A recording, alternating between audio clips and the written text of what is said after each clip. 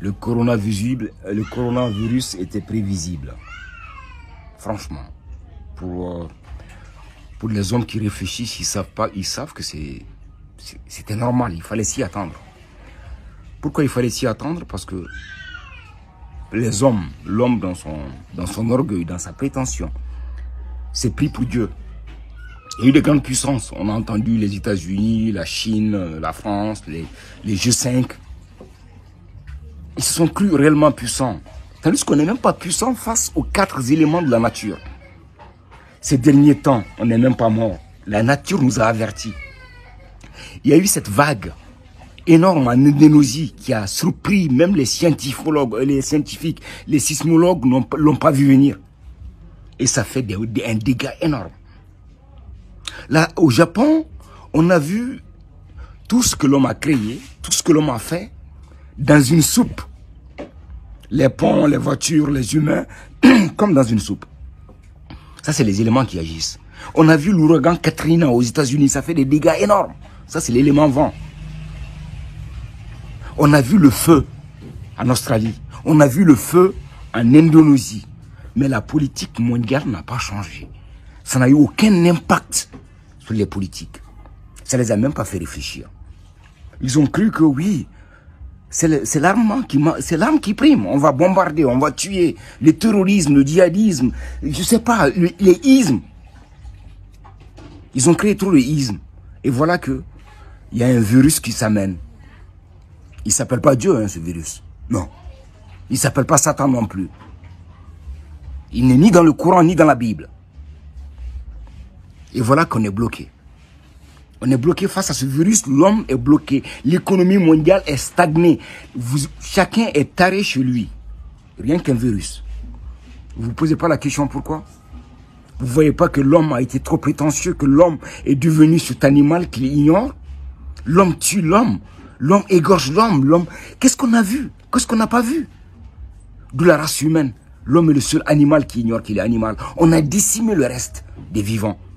On est en train de détruire la vie, l'essence même de la vie, en croyant que oui, la technologie, oui, les trucs, ça va nous amener. Où?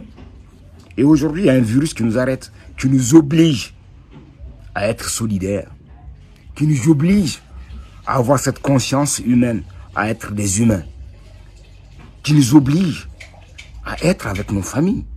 Parce que n'oubliez pas que le système est parti de telle manière qu'à un moment, un papa se lève sans voir son enfant. Il va au boulot, il revient le soir, son enfant est en train de dormir. Une maman pareil.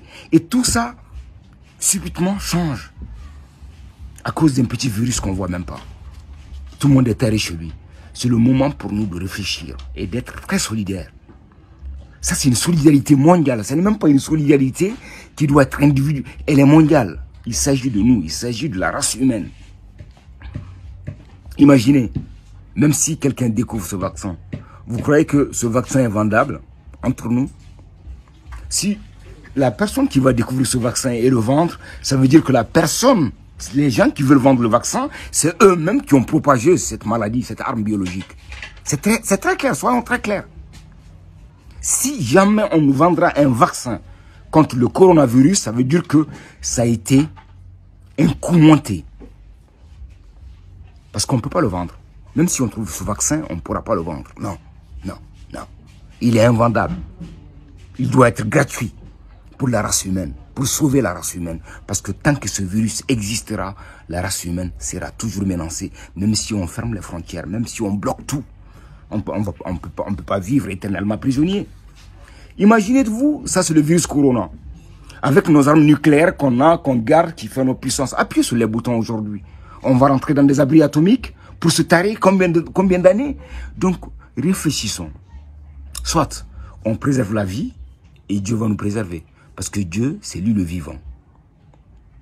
C'est Dieu le vivant. Et Dieu nous a dit, préservez cette vie-là. Et on est incapable de la préserver. On veut la richesse, on a tout bougé. Tout, des espèces ont disparu complètement de la terre par la faute de l'homme.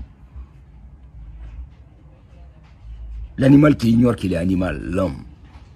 Donc, il est grand temps pour nous, les humains, de réfléchir et d'être très solidaires entre nous-mêmes. pour éradiquer ce mal qui n'est autre que une espèce d'épée qui est venue pour nous interpeller. Parce que, quel que soit Alpha, la mort est toujours là. Et la peur de la mort ne tue pas la mort non plus. Donc c'est à nous les humains d'être intelligents.